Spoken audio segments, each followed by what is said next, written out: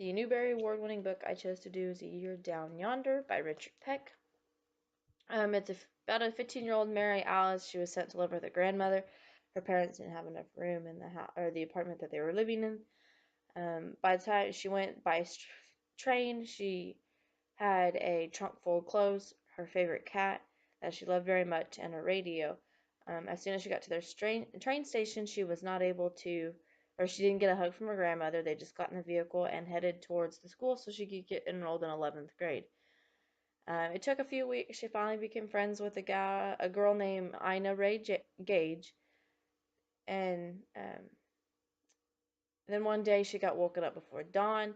This was for Armistice Day. It's an annual commemoration at the old Abernathy farm, and it is to raise money for Mrs. Abernathy and her son. The money that's raised is what supports them throughout the entire year. Mrs. Abernathy's son was blinded and wheelchair bound from the Gulf War from being gassed, the Great War from being gassed. At the first snowfall of the year, Mary's grandmother goes trapping. This is when Mary notices how hard her grandmother actually works, so she goes and follows her grandmother just to make sure she gets home safe. When she gets some fur, she goes to a fur broker, and this she raises money or makes money so that she can provide a new pair of shoes for Mary that she needed badly. And then Mary finds out in the school Christmas program that Mary was going to be Mother Mary. So she went and did some more fur trapping so that she could raise some more money to get a ticket for her brother Joey so that he could come and watch her play, and also so they could go back to Chicago together so her and her family could spend the holidays together. After the holidays had finally come and gone, Mary was kind of upset that it went so fast, but she had to go back to back to her grandmother's. And this is when we find out about a little boy that she likes, Roy McNabb. She invites him over, saying that she needed help on her for tutoring in math, even though that's not exactly what she wanted. That day had finally came, and the postmistress Maxine Patch was living upstairs in a room, or was staying upstairs in a room with a man. Um, come to find out, there's a snake that lives in Mary's grandmother's attic. Well, that snake had fallen through, um, and it ended up wrapping itself around the postmistress Maxine.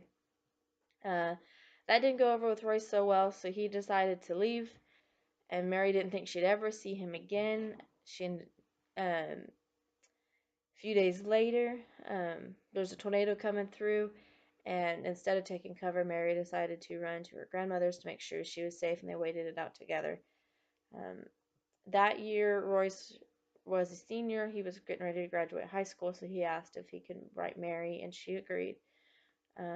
Mary's mother and father were able to afford a bigger apartment, so she had to move back to Chicago. She didn't want to, but Royce and Mary continued to write each other, and they ended up getting married and living happily ever after. Kids, I think, can learn from this book because it can show them how their life can change when they must go live somewhere else or with someone else. When parents get into tough situations, they do what they have to do for what could be best for that child or a certain child.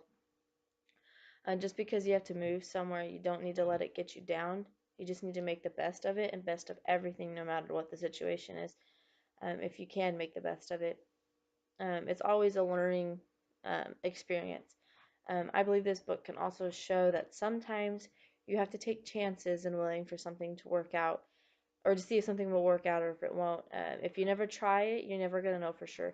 If Mary wouldn't have taken the chance with Royce that day, they may have never ended up writing and getting married. It kind of reminds me of my now husband.